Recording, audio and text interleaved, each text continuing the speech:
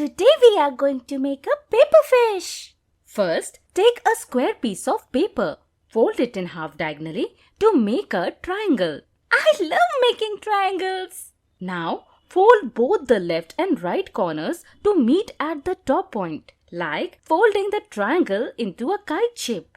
It's looking like a fish fin now. Flip it over and fold the bottom corners up to create the tail of the fish. The fish is swimming. Now, open the fish slightly and gently press the bottom flat. You have made a fish with fins and a tail.